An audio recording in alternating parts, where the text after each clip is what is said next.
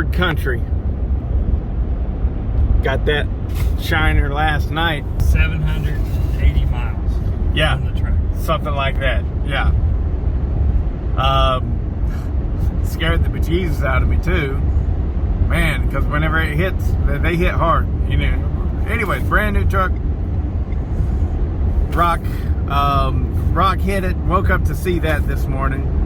But we are leaving Edmonton, which is in Alberta, Canada. And we are going to take the Alaskan Highway all the way to Alaska. And what we have set up as our GPS coordinates is Fort Nelson. I think both of us are pretty clear on the reality. We probably won't make that, and we'll stop at Dawson Creek. It's supposed to be 629 miles from our current location. Unrealistic for us to expect to make 629 miles, but with great weather conditions and if the speed limit's 55 and 60. Yeah, I mean, if we had perfect driving conditions, we probably could make that. But even in good driving conditions, 30 miles is a hard day. But you know, two drivers, we could do that absolutely. But my guess is at some point we'll have roads where now the speed, regardless of what the speed limit is, we wouldn't feel comfortable even driving the speed limit because we'll run into ice patches and stuff. But maybe not, because like all the way up here so far, I mean, there was way worse driving conditions in Montana than there were, and in Salt Lake City, Utah. There were way harsher driving conditions than what we've seen so far in Canada. Well, I think what happened was today is the 3rd of January? Yeah, something like that. 4th of January. Well, anyway, they just had massive blizzards right around Christmas. And sometimes there's another storm front that comes in after that and after that. Sometimes you got a window. Yeah, I think we're in our window. I think we have a window that before the next blizzard comes. We're watching the radar, and it doesn't seem like there's much activity at all. And so we're high hopes, and then the thing that gives the time for the roads to be cleared, for the friction to be burned off, for the roads to be driven on and plowed. But we got another gut punch though that we weren't expecting. You know, we were looking the other direction with our mouth open, and they got us right in the gut because he bought these brand new snow tires, and they got studs to put in there whenever we needed them. Now, you guys are up north and you know this stuff. You know it because you're up north. You know, you've lived it. But two things happened. Whenever the Canadian the Canadian Border Patrol, yeah, they ransacked our truck whenever they did the little search, and we got halfway detained because the registration on this brand new truck wasn't aligned, and it was all weird. But anyways, when they did that, they got everything out of order, and we can't find those ice studs. All of the things I had organized throughout the entire truck immaculately in my memory, had a place. Everything was in the top. Yeah, but we had two things. For one, we traded in the truck and got a new truck, and that happened before. And that tumbled everything. And then the Canadian Border Patrol, they took everything out and shoved it back in and just threw it in. So we can't find the studs. Well, they have tables that they have to take everything out and examine it. Yeah. And then put it back. So we can't find those studs. And because the plan was that we were going to put those studs in ourselves. And then so we said, well, we'll stop by a tire store. And the tire store is like, yeah, once you've driven on those, we won't put studs in. So it made perfectly sense to me, good sense to me to buy them studdable in Las Vegas. And when I get into Canada or I go to a tire shop and pay them to put the studs in or buy their studs. But once you drive on them, they go, nope, they won't. Now, you could probably do this if you had your own garage. And yeah, you pressure wash those little holes out because they say all the dirt and grime is in there and they won't sit no matter how much you think they will. He said they'll throw out as soon as you hit on the road. So, and then he didn't say they'd throw out in the 500 or 600 miles. He said as soon as you hit the road, they'll throw out. So, anyways, so here we are hitting the Alcan. without studs. And, you know, it's probably going to be fine because look at the road conditions right now.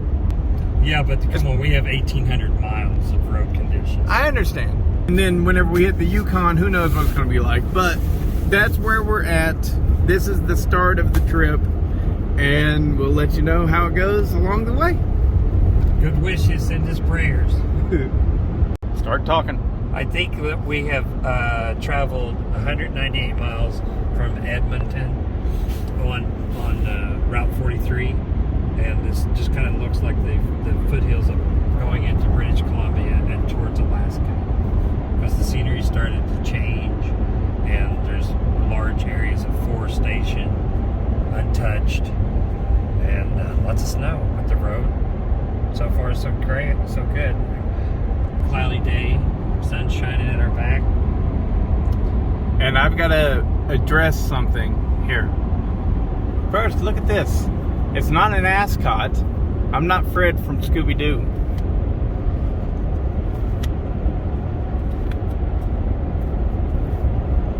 Y'all see that? There we go. Overall. No, I was not an airborne ranger. But anyway, Irene works with veterans that have PTSD, brain injuries, spinal cord injuries, stuff like that. So this is cool. But anyways, I've got to address something here. We've been traveling, he just said, for about 200 miles. And we probably had about 300 miles getting to Edmonton from the south up. Yes. Right? So from the United States border. From the United States border.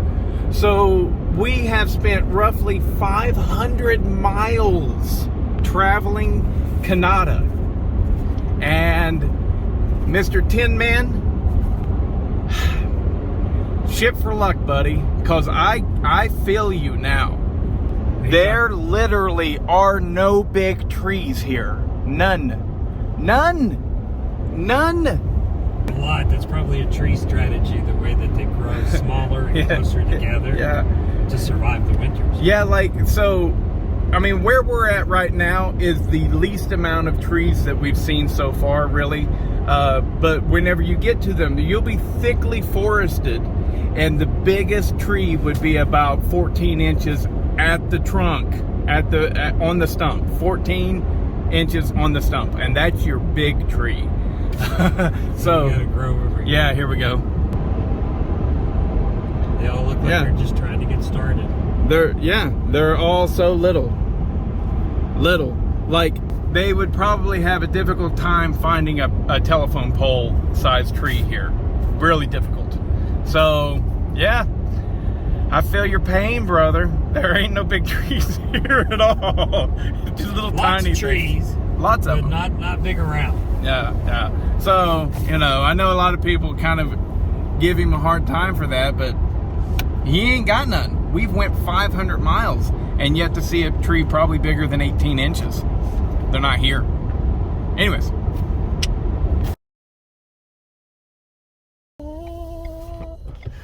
All this time, we thought we were on the Alaska Highway. Turns out, it starts right here. Dawson Creek. World famous. I don't think they know about this in Pakistan. Do you, Russ? No, but wasn't Dawson Creek a TV show? Different Dawson Creek. I believe Dawson was, it was Dawson's. Yeah, so Dunn was the dude. So far, been pretty smooth sailing. Here, ever since we got here, within the past 10, 20 kilometers, we've been seeing more of this, which is the road is actually covered with a mixture of salt and slush that has hardened. Permafrost, whatever you want to call it. I don't think it's permafrost. I don't think it is either, but I don't know what to call it. What do you want to call it? I think it's crunchy. Yeah, and I think underneath all of it is a really piss poor road in the summertime. Probably. All right. Oh, that's a cool old Ford. Hey, buddy, how you doing? We have reached the High Line. Okay. This is it. This is the actual proper Alaskan highway, the Alcan, Alaskan Canadian Highway. That's what that is about. And what I'm driving on and have been driving on for probably the last 20 kilometers is ice. Now, it's not the worst ice in the world. It's not 5 inches thick and stuff. But, you know, basically this is all black ice. And I think that if we didn't have these snow tires, we would already be in the ditch. We just passed someone who is currently in the ditch and getting pulled out. And the tow driver has big, probably 10 by 10 wooden blocks chalking his vehicle, because if he didn't do that, it would probably just slide. So this is it. This is the real deal. Could be a lot worse, but this is what we have. And we have 213 more miles of this before we get to our hotel. And I'm terrified. So here we go.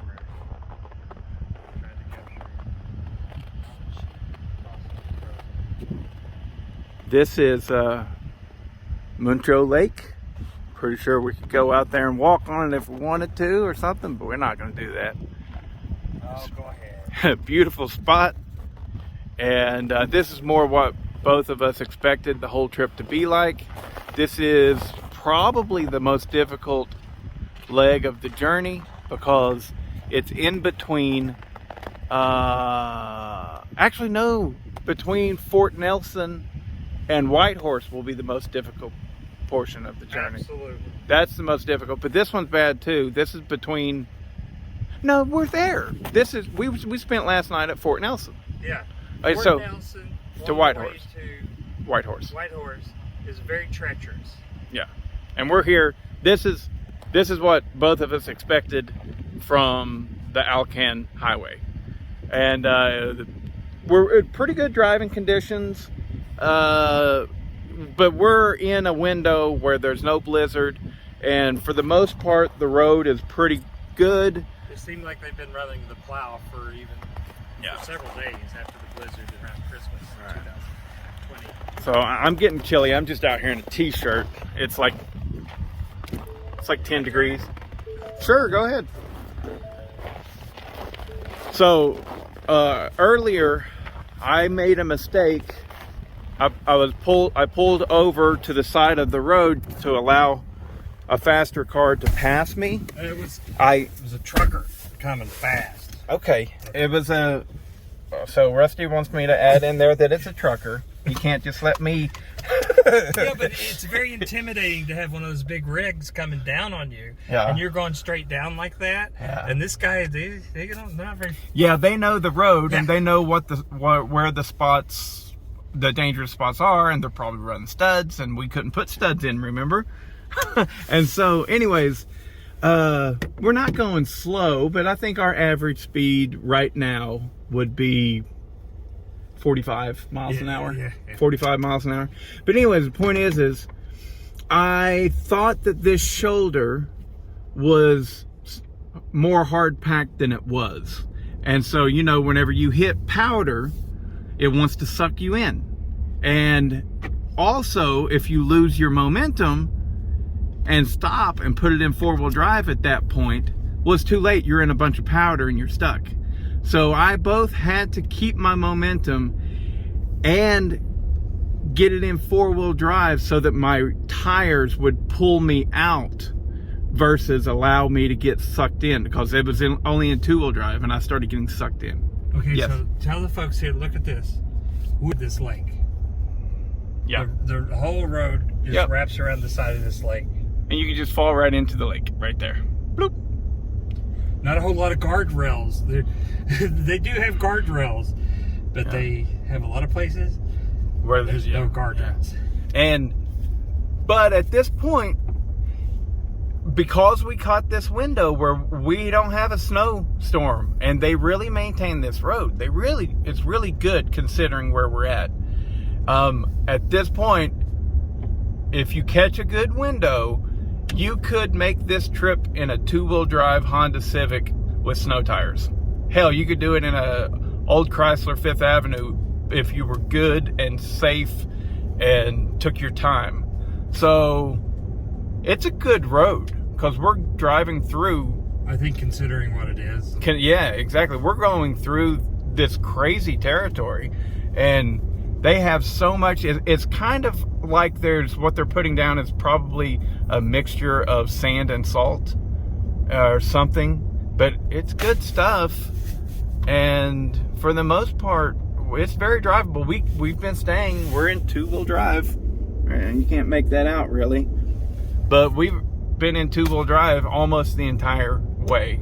And what we just experienced, where I made a mistake, was the only reason we needed 4-wheel drive, because I made a mistake. And I was lucky I had the presence of mind we had a vehicle that was capable of shift on the fly, and the shift on the fly worked, as well as I had the presence of mind to hit that 4-wheel drive button, and allowed me to steer out of that powder. Without it, the powder would have continued to suck me in. So, but it's all good, and I learned a valuable lesson, and I won't make that mistake again. If a guy is pushing me from behind, wanting me to go faster, he can suck it. Look at that.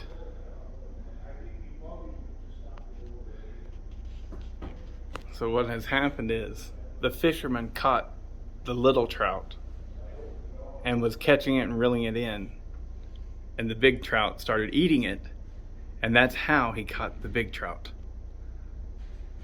That's awesome. That's awesome, and that's worthy of getting stuffed, mounted, whatever you want to call that. You know, that's really cool. Those signs were telling the truth. Look at that big guy. Look, a lot of them are tagged. Yeah, they're tagged. We were just saying that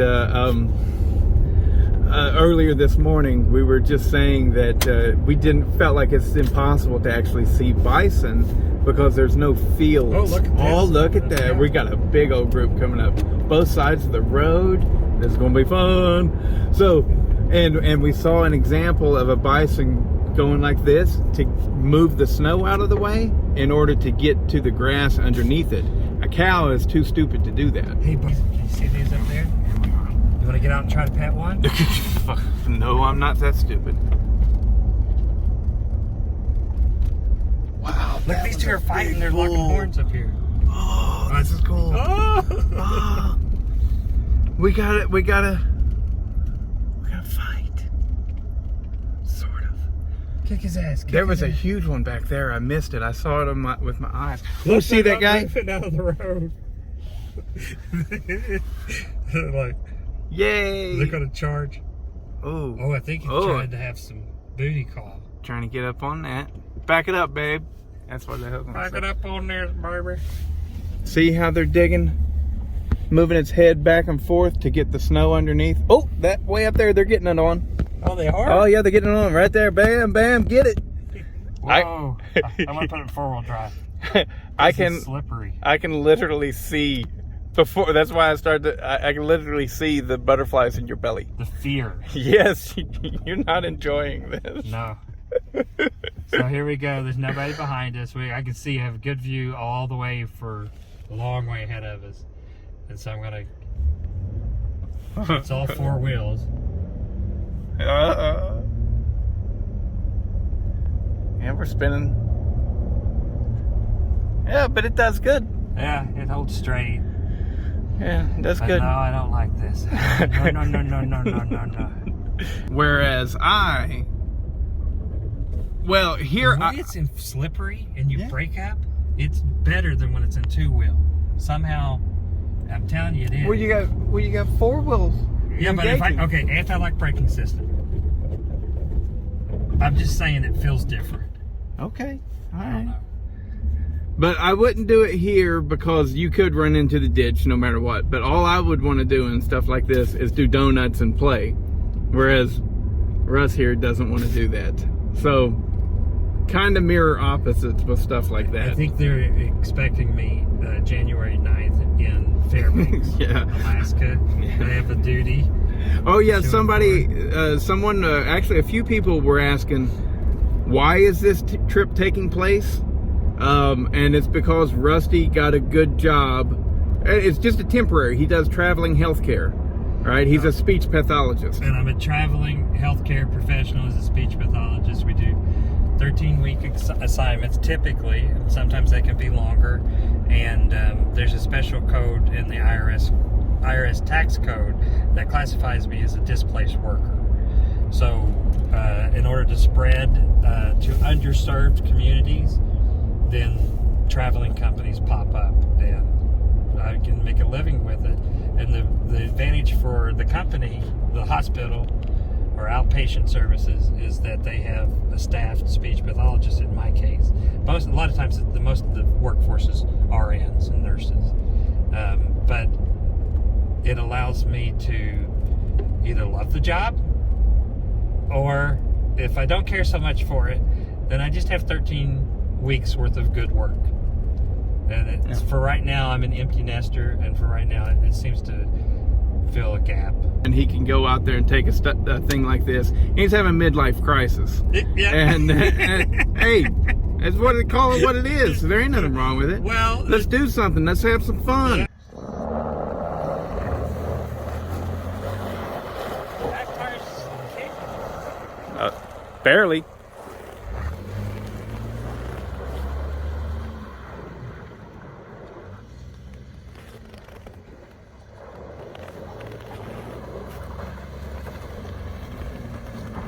Yeah, he's probably got it to the floor there.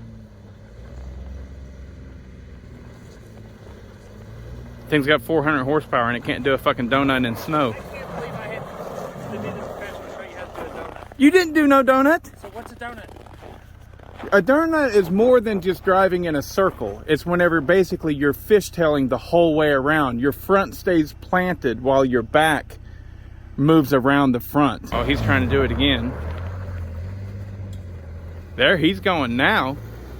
Now, that's going there.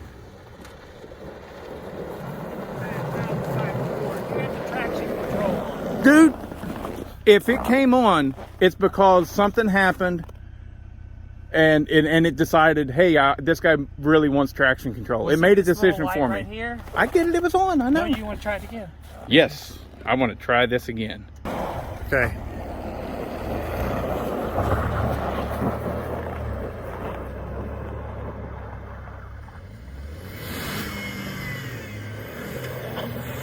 Oh shit.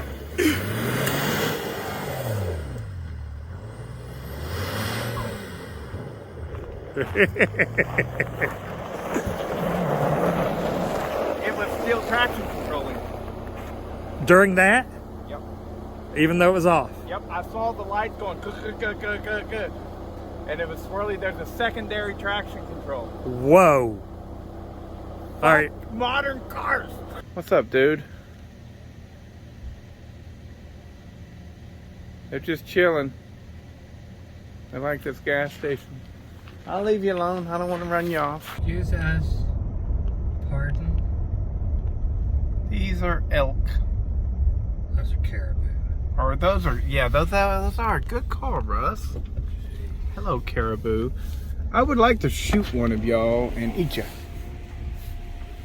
Hey, look back at me. Oh, that one's missing an antler. Are you guys gonna have sex or anything? I don't think so. I think they're all dudes. Whoa.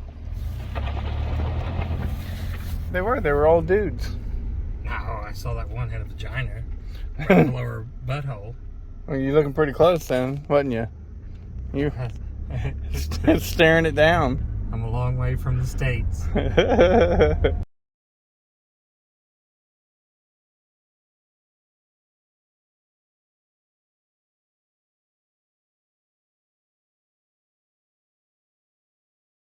Okay, guys, so this is what we both thought this whole road was going to be like. Here you go. And there's plenty of this road left, too. Oh, yeah, it might all be like this from here on out. We don't know. But what we are in Yukon territory at this point. And once we hit Yukon, we did notice the roads were no longer likely to be brown with all that dirt stuff. So clearly Yukon must have a different mix of stuff that they put on the road, Or they just grade. graded. We're uncertain. But we've been on this now for a good 60 kilometers, probably, I right? was thinking it was 375 days. He's a little bit cabin fever stuff going on. But yeah, we are clearly out of the mountains, and we're more along the base of the mountains at this point. But it's definitely different, and we've got a lot of hard packed snow and slippery conditions, and we're about able to maintain about 40 miles an hour. Just go over there and we'll pee behind that big building.